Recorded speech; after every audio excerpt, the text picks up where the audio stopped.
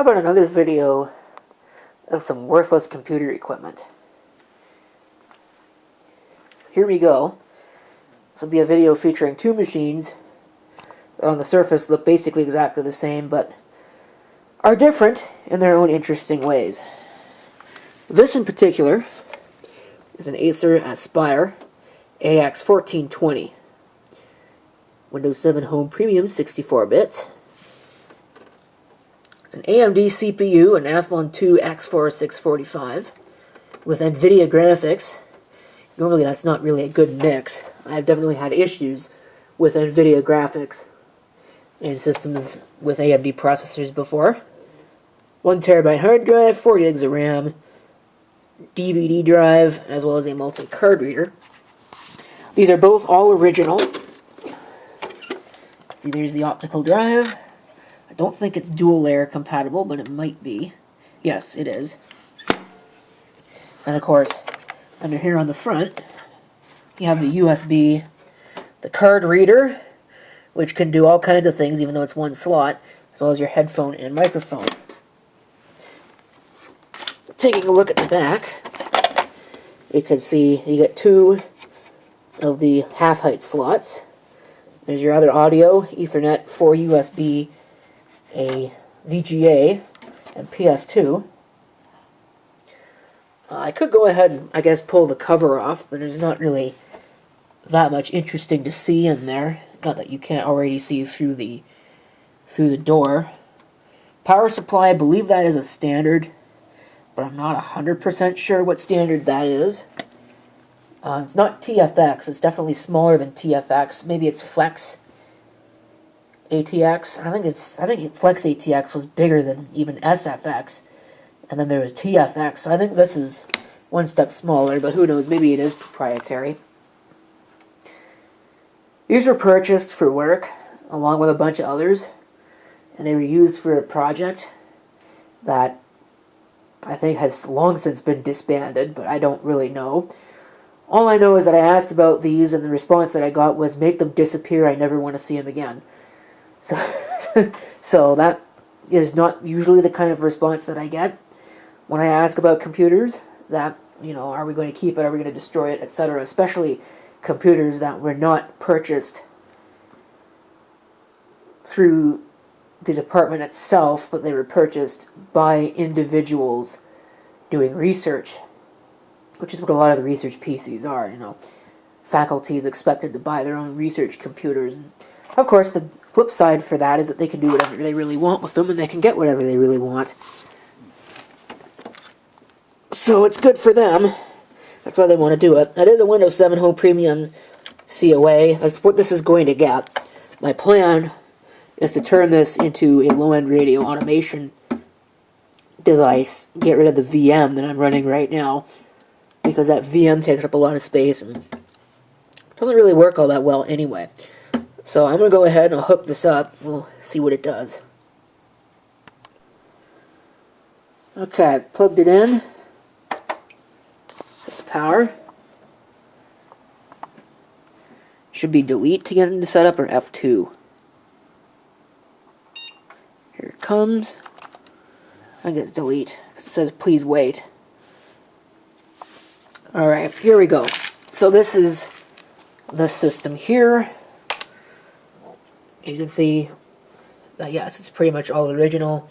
Probably the original release for the BIOS. Might be an update. I don't know. But everything is there. It does have the hard drive, and it is still a 1TB. Western Digital too, so it should be good. So, looks like everything is good to go on that.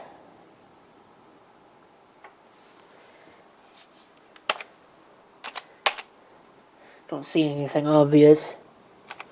Virtualization's on. Onboard SATA mode, native IDE. But I can't actually adjust that, if you'll notice. So that's interesting. And the LAN option ROM is disabled. I'm going to set that to enabled. I always use the LAN option ROM on these. Power management, AC power loss. Well, eventually this is going to go into the server rack, so I might as well set that to on. I assume that the battery's good. You can see temperatures. Being out here in the cold, they're not too bad. So, no real overclocking options, but I'm not surprised to see that. So we'll save and exit. I guess we'll let it boot.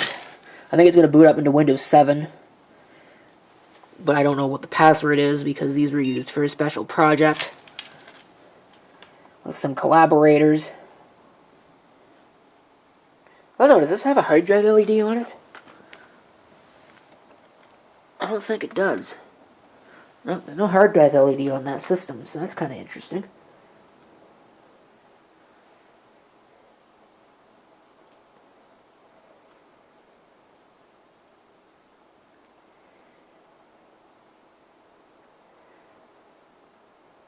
Kind of hear it thinking over there.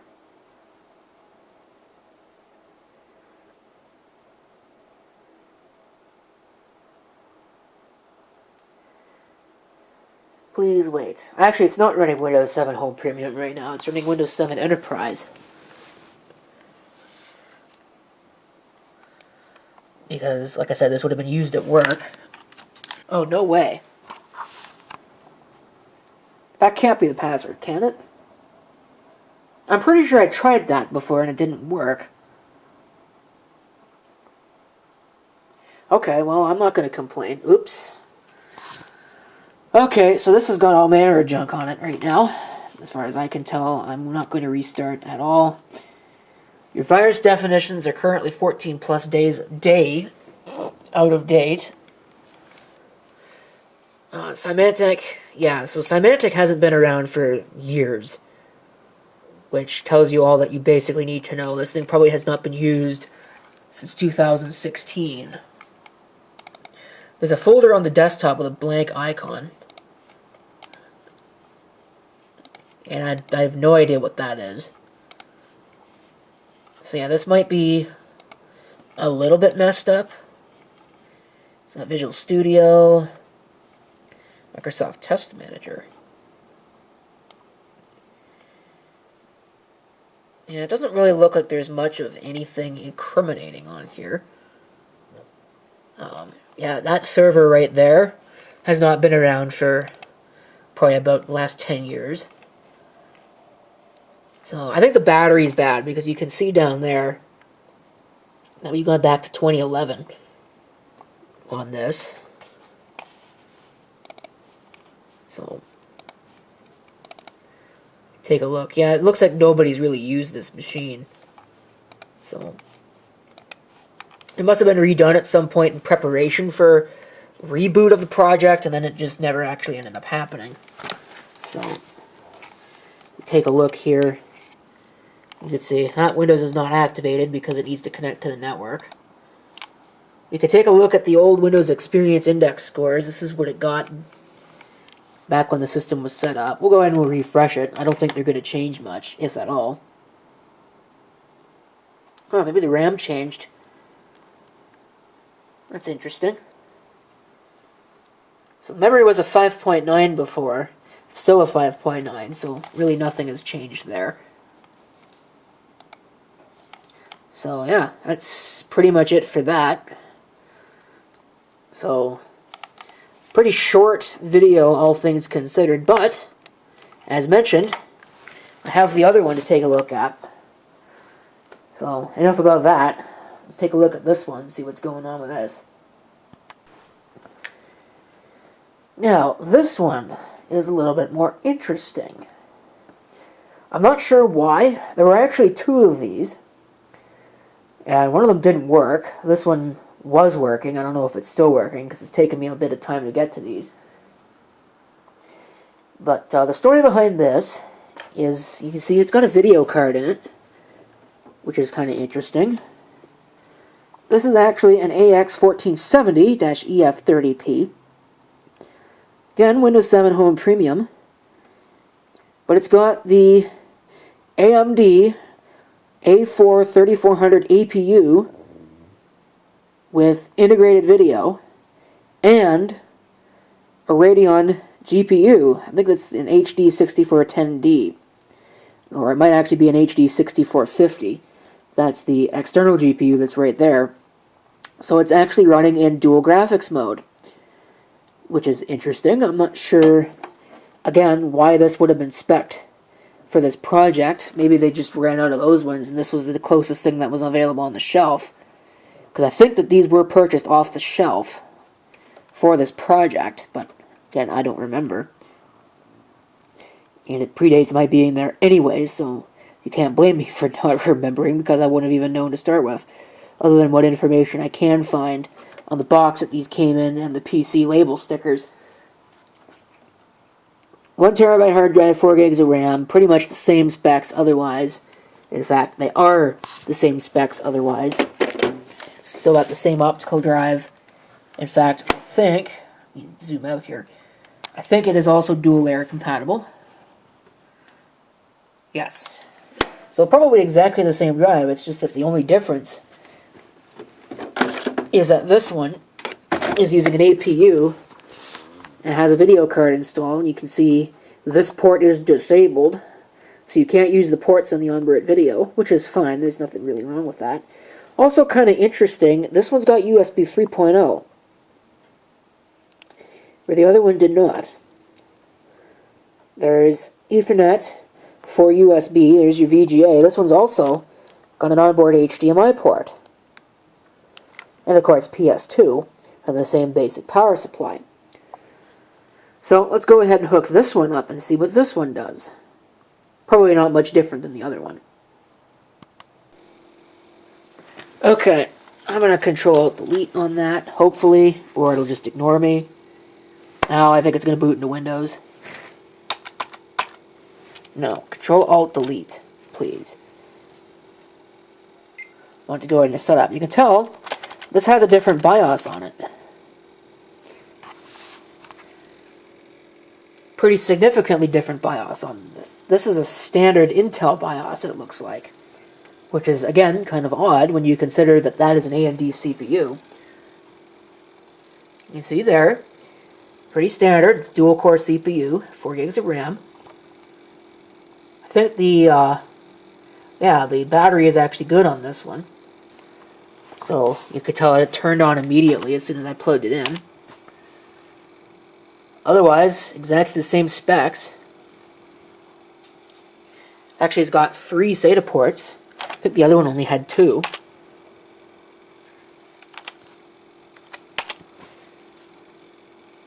This one, I actually have AHCI mode.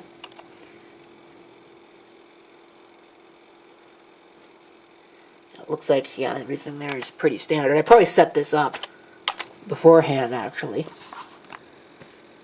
CPU temperature is actually colder than the motherboard temperature, which is kind of interesting.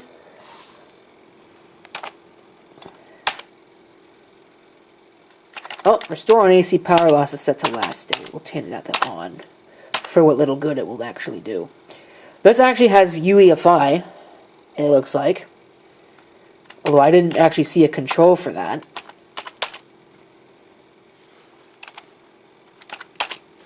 So that's interesting. Yeah, I don't see any compatibility support module settings on this. Unless I just didn't see it because I glanced right over it. So that's kind of interesting. Which is fine. So we'll go ahead and we'll save and exit. And we'll let this boot into Windows. This BIOS is exclusively for Acer only. This is a very old school reminiscent system configuration screen.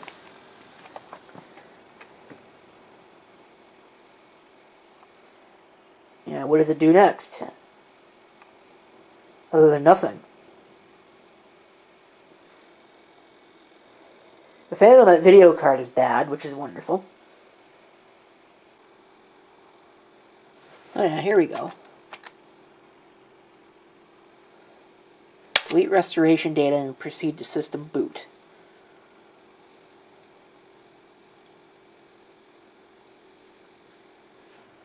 So yeah, this is probably also Windows 7 Enterprise, if I had to guess.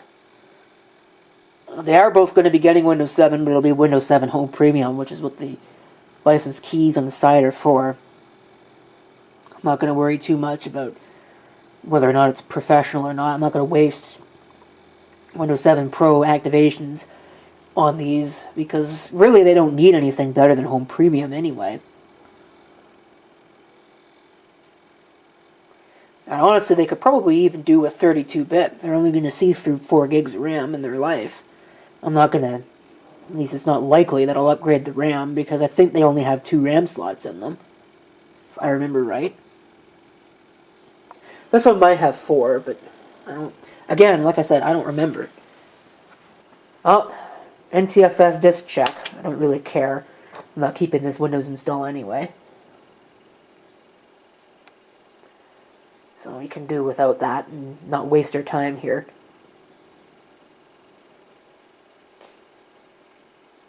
I'm not sure if the dual video is actually being used.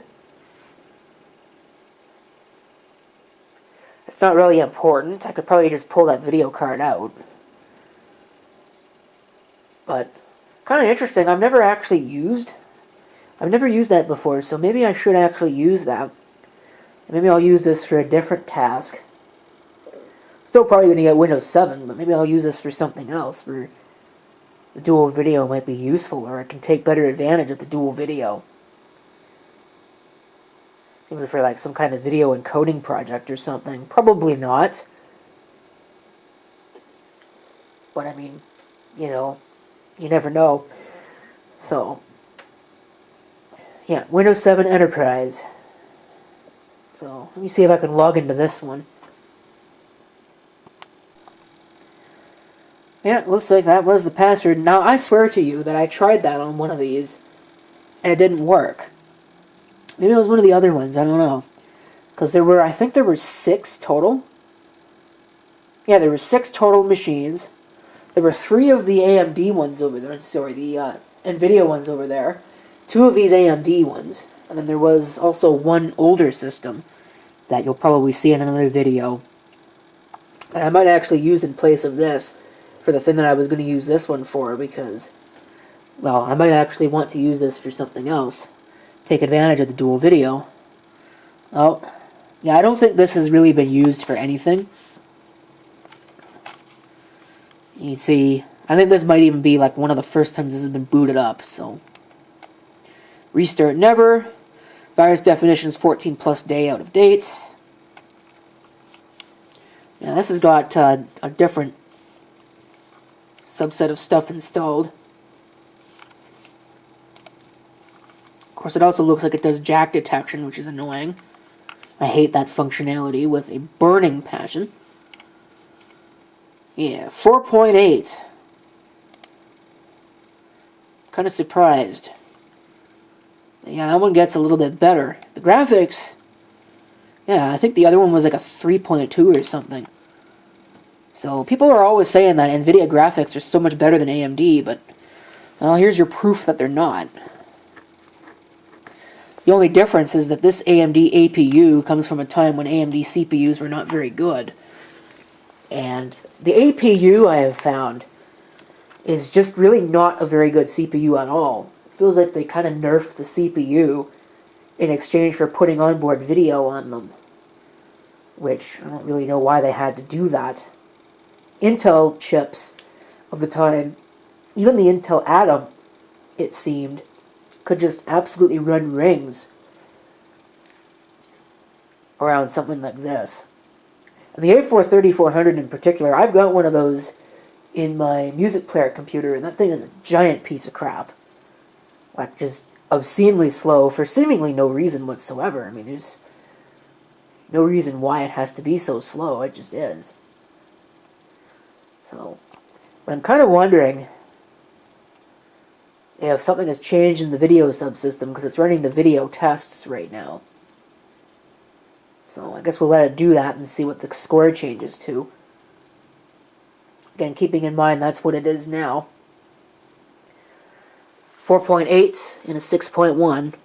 Okay, the gaming graphics went down to a 5.9, and the graphics went down to a 4.7. So I don't really know why. But I had the thought that if the memory changed in this, then because it's using the onboard video, I could certainly see the video also being affected by that. So I don't know if the RAM was changed in this at any point or not. I'm also kind of wondering if the video drivers are installed correctly on this. Yeah, they're both there. I don't know if it's really running the proper AMD control panel. Well, AMD Vision control is there. So we could take a look at that and see if that tells us anything interesting. I kind of don't think it will. I am curious if there are any user accounts on this one, because there were not on the other one. No. So there's nothing really on here. Nobody has used these. A couple of Acer drivers, so I might want to save those. Okay, I told it to open the AMD control panel, and it has yet to do that. I'm not sure why the task manager is so large. Windows could not activate. Oh no, whatever are we going to do about that? This is also like halfway across the screen. Alright, here we go. AMD Crossfire is a multi-GPU that will offer you the ultimate performance. Configuration. Please select one of the following. I don't know what that does. Okay, we'll hit go then. Enable Crossfire. Looks like it's on. Again, this is like half off the screen, so I don't really know why that's going on. Oops, well, that wasn't really what I had in mind. Yeah, Crossfire is on. So, let's see. Information, product summary. Hardware.